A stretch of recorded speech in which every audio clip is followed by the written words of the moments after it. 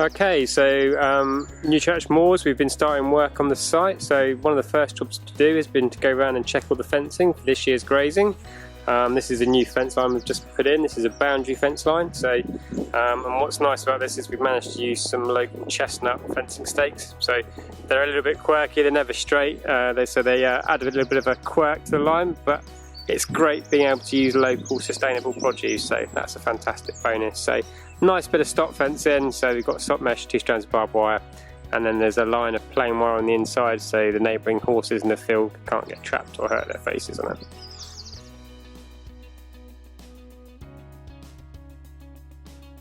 And this is the Eastern Yard River that runs through the site.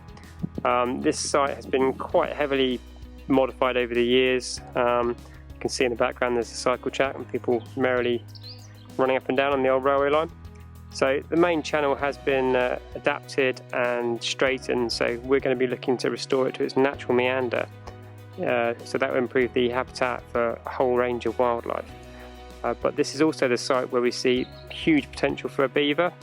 So there is a feasibility study ongoing at the moment, slightly delayed by all that's happening, but we're hopeful that within the next 12 to 18 months we could see beaver back on this site and back on the Isle of Wight, which would be phenomenal. So much of the low-lying habitat at Newchurch Moors is focused around these floodplain meadows. So incredibly botanically rich, but suffering from lack of correct management for some time. So you can see here there's loads of yellow in the sward, which is buttercup, and there's quite a bit of cuckoo flower as well. So there's a lot of orange-tipped butterflies on the wing at the moment. And then as we look to the south of the site, we start to come into the woodland. So much of this is willow scrub on old fen sites, and then as we go further behind we come into the more mature woodland on the upper sandy soils. So this forms part of what the Trust's old Martin's Wood Reserve, which is now incorporated into into Newchurch Moors. So there's some really nice transitional habitat going from floodplain meadow into scrubby habitats up into the mature woodland at the back. And then Martin's Wood, we have the plantation woodland that's slowly being restored. So this is the Parsons Lake in Newchurch Moors. This is a former peat extraction area, and as part of the agreement for the peat extraction licence, permission was granted providing a lake was restored at the end of the process. So this is the lake. It has a very strange peaty bottom, so it's quite interesting depth to it and profile, and it is fished by a local fishing club. As you can see, they're very conscientious, lots of woody debris in the water for fish refuge and for invertebrates, lots of native plants as well, so it's quite a nice little lake. So we look forward to working with this one and the club and seeing how we can make it even more environmentally and wildlife friendly.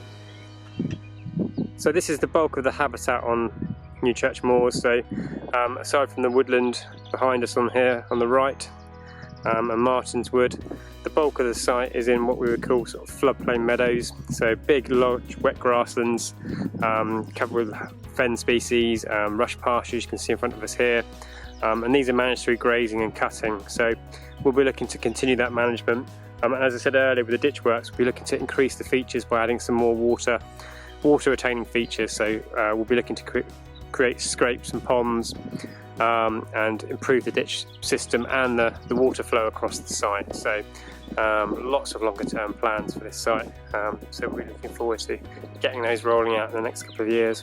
So here we are looking at one of the main river channels at Newchurch Moors.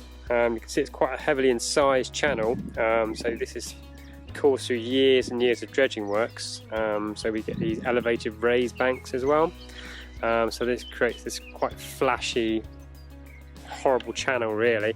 So part of the longer term strategy here is to open these channels out and lower some of these banks by removing some of the spoil and creating depressions in them to allow the water to function as it should do and reconnect with the floodplain. So and this is part of the area where we feel that beaver could be very, very helpful.